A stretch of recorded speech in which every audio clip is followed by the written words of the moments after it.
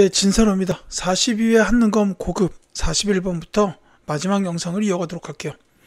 가나에 들어갈 내용으로 옳은 것은 해가지고, 자, 일제강점기 종교계의 저항으로 불교 유신해가지고 사찰령 철폐운동 전개했다 나왔고, 천도교의 가 대전교회다. 이렇게 이제 들어가면 되겠네요. 그 관련된 내용이 맞는지를 이제 연결시켜 보도록 하겠습니다. 자, 1번부터 볼게요. 의민단을 조직하여 무장투쟁을 전개하였다. 제가 앞서서 천주교 그 박해 쪽 문제가 나왔었잖아요. 그래서 또 기억해달라 해가지고 의민단 말씀드렸습니다. 이거 천주교예요. 자, 그 다음에 잡지 개벽을 발행하여 민족의식을 고취하였다. 요거는 천도교입니다. 이제 개벽이나 신여성 요런 잡지도 있었고, 그 다음에 앞서서 잠깐 나왔지만은 만세보 같은 기관지를 발행하기도 했었어요. 같이 기억해 주시고, 자, 그 다음에 경향신문을 발간하여 민중계몽에 힘썼다. 요것도 천주교. 배지학당을 세워서 신학문 보급에 기여하였다. 요거 개신교 쪽이에요. 배지학당을 세우신 분은 아펜젤러라는 이제 감리교 선교사 분입니다. 자, 그 다음에 을사오적을 처단하기 위해 자신해를 결성하였다. 이거 대종교인데 가나에 공통적으로 해당되는 내용은 아니에요. 대종교만 해당이 됩니다. 그래서 여기서의 정답은 2번이라고 볼 수가 있겠죠. 잡지 개벽 민족의식 고치가 천도교이기 때문에 가랑 연결이 됩니다.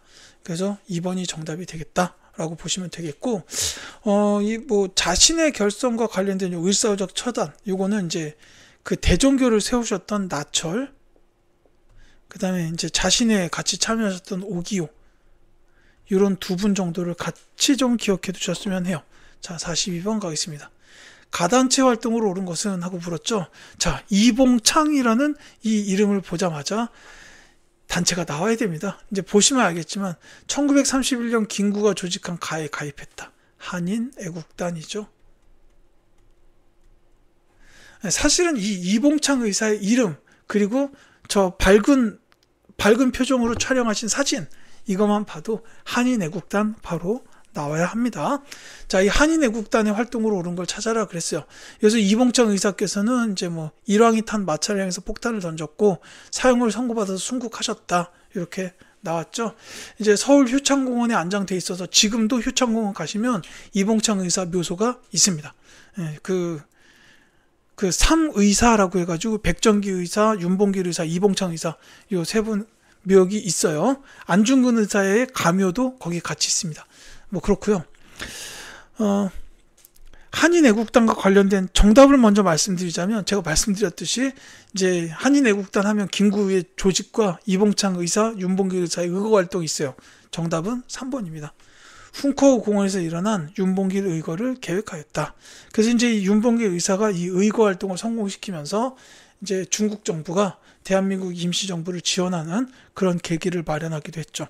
자, 중국군과 함께 영릉가 전투에서 큰 전과를 올렸다. 이건 1930년대 초에 남만주 지역에서 있었던 조선혁명군 양세봉 장군이 지휘하셨던 부대입니다. 영릉가 흥경성 전투예요. 영국군 요청으로 인도 미얀마 전선에 투입되었다. 요거는 한국 광복군 1940년대 임시정부의 정규부대였습니다. 조선 총독부에 국권 반환 요구서를 제출하려고 하였다. 이거 1910년대 비밀결사 조직이었던 그 독립의군부 임병찬 선생님이 설립했죠. 고중의 밀지를 받아서 설립했던 단체고, 이제 국권 반환 요구서를 제출하려고 했다. 그리고 복벽주의를 표방했던 그 단체였다라는 겁니다. 자, 조선혁명 간부학교를 설립하여 군사훈련에 힘썼다. 이건 단체로 보자면 의열단에서 이어졌다고 볼 수 있고, 이제 김원봉 선생님께서 설립하셨다. 이렇게 보시면 되겠네요. 43번 가겠습니다. 다음 글을 쓴 인물의 활동으로 옳은 것은, 자, 우리 조선의 역사적 발전의 전 과정은 외관상 이른바 특수성이 다른 문화민족의 역사적 발전 법칙과 구별될 만큼 독자적인 것은 아니며, 세계사적인 이론론적 역사 법칙에 의해 다른 여러 민족과 거의 같은 궤도의 발전 과정을 거쳐왔던 것이다.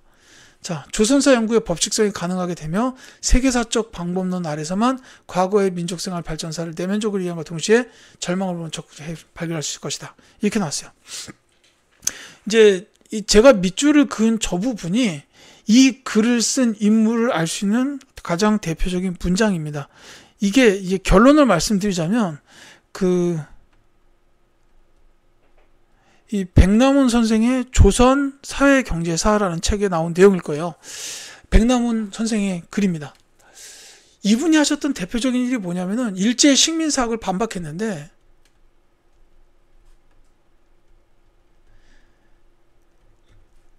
그 중에서도 특히 정체성론을 반박했어요. 그러니까 일제 이 학자들이 우리나라의 역사를 가리켜서 조선의 역사는 발전이 없다, 멈춰 있었다, 1000년 동안 아무 발전도 하지 않았다, 뭐 이렇게 얘기한 게 정체성론인데, 이 백남훈 선생이 지금 반박을 하시면서 들었던 논거가 이거예요. 우리의 역사 발전 과정은 세계사의 보편적 발전 과정과 다르지 않다라는 거를 이제 쓴 거예요. 그게 이겁니다. 세계사적 이론론적 역사법칙에 의해 다른 여러 민족과 거의 같은 궤도의 발전 과정을 거쳐왔다. 이렇게 말씀을 하신 게 결국 우리 민족의 역사 발전도 보편적인 세계사의 발전 과정과 다르지 않다라고 얘기를 한 겁니다. 그러면서 식민사학의 정체성론을 반박했다라는 거예요. 이게 이제 그 백남훈 선생님께서 이제 하신 일입니다. 이게 이제 조선 사회 경제사.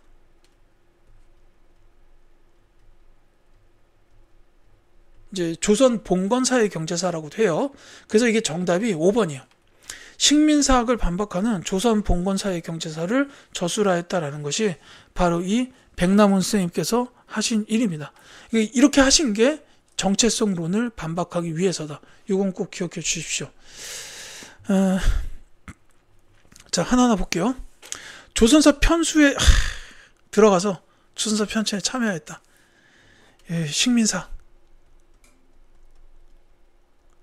이 들어가신 대표적인 분으로 저기 최남선 이런 분이 꼽혀요. 제가 이제 국문학 전공이라고 간혹 말씀드리는데 해에게서 소년에게 그 신채시를 쓰신 그분 맞습니다.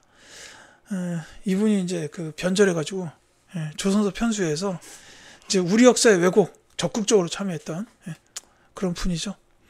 안타깝습니다. 그 다음에 실증주의 사학 연구를 위해서 진단학회를 창립하였다. 이병도 선생님이고, 한국 독립운동 지휘열사에서 독립투쟁 과정을 서술하였다. 이거 민족주의 역사학자 중 한 분이시죠.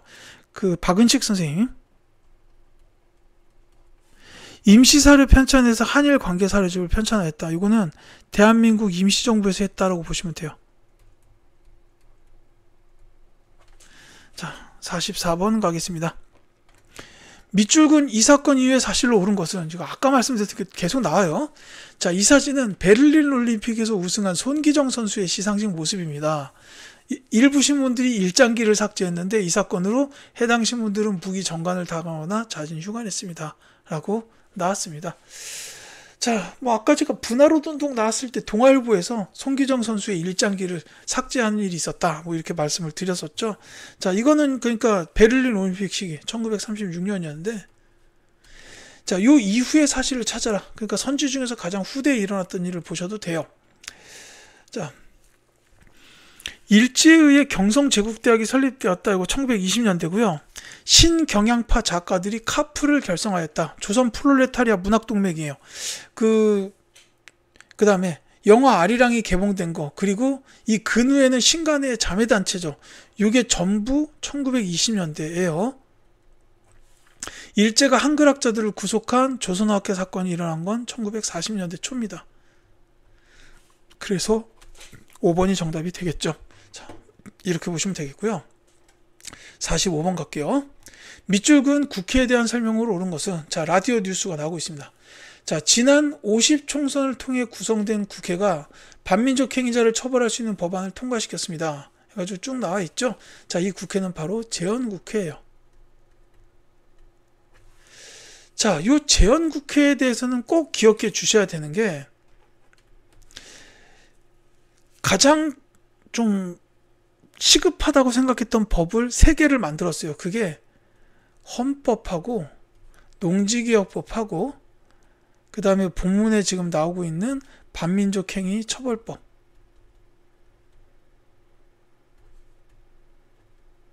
요 3개의 법을 만들었다라는 게 있고, 그 다음에 이제 그 간선제로 국회의원이 대통령을 선출하는 간선제.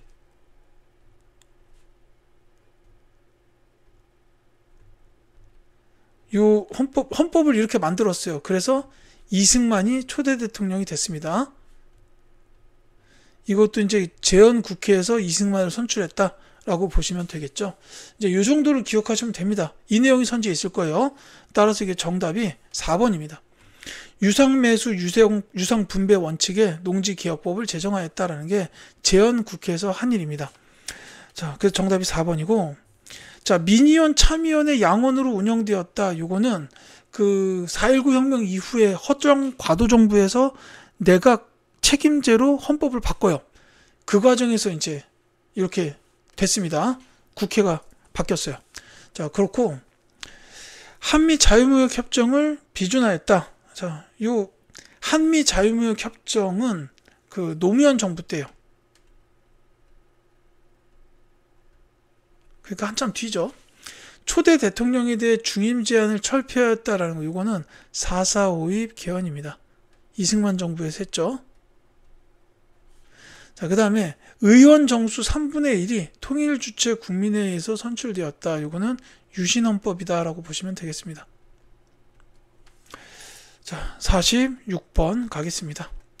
자, 다음 인물에 대한 설명으로 옳은 것은 하고, 정말 대단한 분 나와 계십니다. 자, 이것도 아까 잠깐 말씀드렸는지 안 드렸는지 그 가물가물한데, 앞선 문제에서 왜 신한청년당이 나왔었어요. 그래서 제가 그때 뭐 김규식 선생이 대표로 파리 강화에 갔었다. 이 김규식 선생님입니다. 파리 강화의 민족 대표라는 거죠. 이분이 가가지고 이제 독립청원서 제출했어요. 자, 민족혁명당 설립에 참여했고, 대한민국 임시정부 부주석, 이런 것도 있습니다. 근데 이분의 그 굵직굵직한 업적 중에 지금 그 2가지가 안 나왔어요. 뭐가 안 나왔냐면, 광복 이후에 좌우 합작운동, 이거를 주도적으로 하셨는데, 여운형 선생님하고 함께 하셨고, 또 하나가 그 이후에 남북협상, 통일정부를 수립하기 위한 노력을 계속 하셨는데 잘 안 됐다는 거죠. 이거는 김구 선생님하고 같이 했습니다. 이거 같이 기억해 두시고요. 그래서 이게 정답이 4번이에요. 민족 자주연맹을 이끌고 남북협상에 참여하였다라는 게 이제 이 김규식 선생님께서 하신 일이다. 이렇게 보시면 되겠습니다. 임시정부 부주석 지내셨다 그랬는데 이때 주석도 김구 선생이었어요. 자, 의열단을 조직하여 단장으로 활동하였다. 김원봉 선생이고요. 재미 한인을 중심으로 흥사단을 창립하였다. 도산 안창호 선생님. 신흥 강습소를 설립하여 독립군을 양성하였다. 이건 이제 뭐 한 분보다는 신민회에서 한 일이다. 이렇게 보시면 좋겠고, 일제 패망과 건국에 대비하여 조선건국동맹을 결성하였다가 여운형 스님께서 하신 일 중 하나예요. 자, 47번 가겠습니다. 다음 조약에 대한 설명으로 옳은 것을 보기에서 고른 것은 하고 물어봤어요. 국제연합군 총사령관을 한쪽 편으로 하고 조선인민군 최고사령관 및 중국인민지원군 사령원을 다른 쪽 권한 아래 서명자들은 쌍방에 막대한 고통과 유혈을 초래한 한국에서의 충돌을 정지시키기 위하여 최후적인 평화적 계획이 달성되기까지 한국에서 적대행위의 부정이 돼 완전한 정지를 보장하는 정전을 확립할 목적으로 아래 조항에 기재된 동의한다. 이렇게 나왔습니다. 한국에서의 교전 쌍방에만 적용한다 라고 돼 있죠. 자, 여기서 말하는 국제연합이라는 게 그 유엔을 뜻하니까 이게 유엔군이에요. 유엔군 총사령관하고 그 다음에 조선인민군 최령고 사령관이나 중국인민군, 이쪽은 북한이나 중국을 뜻하겠죠. 그러니까 여기서 말하는 쌍방의 막대한 고통과 유혈을 초래한 한국에서의 충돌이라는 것은 결국 6.25 전쟁을 뜻하고, 이걸 정지시키기 위해서 정전을 확립할 목적으로 이제 동의한다라고 했으니까 이게 바로 정전협정이라고 보시면 되겠어요. 그러니까 이제 1953년 7월 27일 맺어진 이 정전협정을 뜻한다. 그래서 현재까지도 남과 북은 대치 상태로 이제 전면전 없이 멈춰 있다. 뭐 이렇게 볼 수가 있겠죠. 자, 이 정전협정에 관련된 설명을 찾으라는 문제입니다. 이게 이제 사실 이 정전협정을 협의를 한 거는 그 1951년부터였어요. 1사 후퇴 이후. 그때부터 계속해서 그냥 소모전만 벌어지면서 이렇게 전황이 별로 진전되는 게 없다 보니까 이래서는 전쟁이 안 끝나겠다 해가지고 멈추자 이 협정을 시작을 했는데, 이 협정이 상당히 길어지게 된 가장 큰 이유가 뭐냐면 포로 송환 관련된 문제 때문이었어요. 그래서 기억은 옳습니다. 포로 송환 문제로 인해 체결이 지연되었다라는 거고, 그 다음에 이제 니은에 뭐 미국과 소련의 군정이 종식되는 계기가 되었다. 요거는 우리나라에서는 50 총선하고 그 다음에 이제 대한민국 정부 수립, 그리고 이제 북한의 경우에는 김일성 정권의 수립이 그 군정 종식 계기라고 보면 되겠습니다. 그러니까 이 협정보다 훨씬 전이죠. 자, 군사 분계선을 확정하고 비무장 지대를 설정하였다. 이거 이제 정전협정 때 있었던 일이 맞죠. 그 다음에 미국의 극동방위선을 조정한 에치슨 선언에 영향을 주었다는 아닙니다. 이 에치슨 선언은 6.25 전쟁의 배경이 된 선언이에요. 네, 정답은 2번이다. 이렇게 보시면 되겠습니다. 자, 48번 갈게요. 가 정부 시기 사실로 옳은 것은? 하고 물었어요. 자, 지난 2007년 1월 서울중앙지방법원은 인민혁명당 재건이 사건에 연루되어 사형당한 8인에게 무죄를 선고하였다라고 돼 있어요. 자, 여기서 이제 뭐 가장 중요한 거는 결국 인민혁명당 재건이 사건입니다.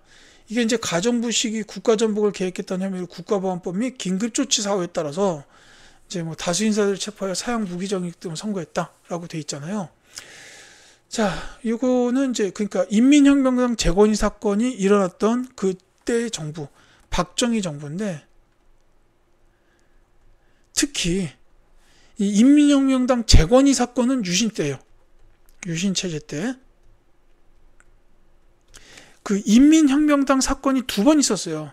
하나는 그냥 보통 인혁당 사건 이렇게 부르는데, 그 인민혁명당 사건은 유신 이전에 박정희 정부 때 있었고, 지금 여기서 말하는 인민혁명당 재건이 사건은 보통 2차 인혁당 사건이라고 하는데, 요거는 유신 체제 때 있었어요. 긴급조치 4호 요걸 통해서도 이거 유신이다 이렇게 알 수도 있습니다.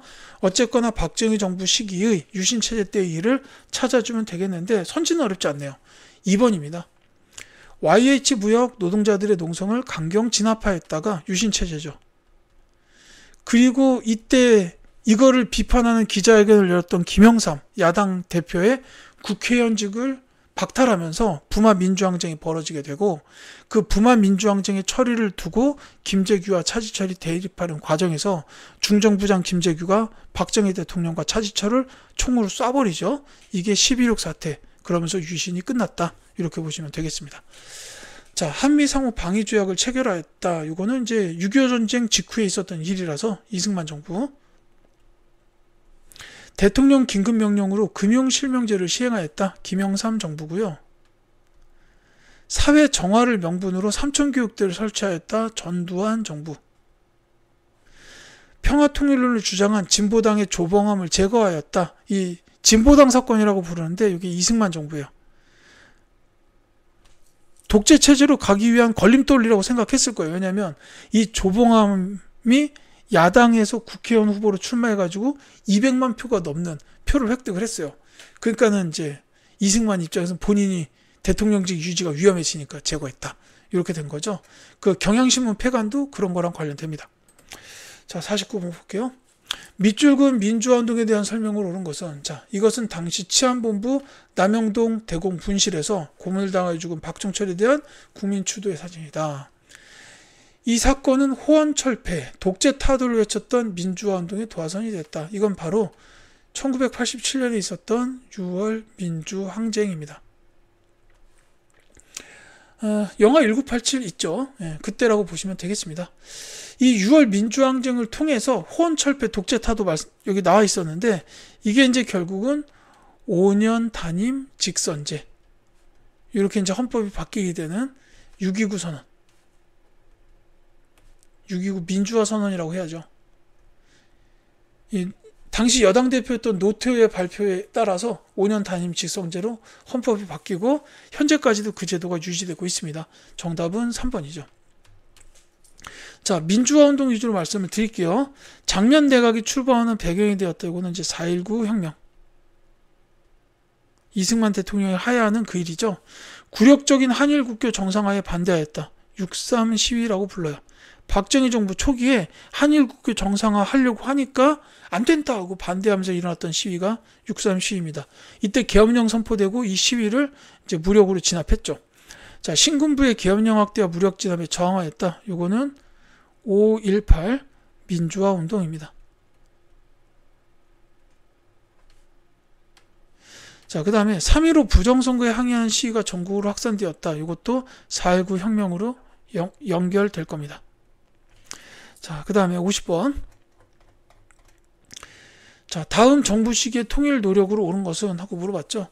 자, 서울올림픽 개최, 그 다음에 3당 합당, 남북한 유엔 동시가입, 이런 게 나왔습니다. 특히 서울올림픽 개최나 남북한 유엔 동시가입, 요걸 통해서도 알 수가 있는데, 노태우 정부요.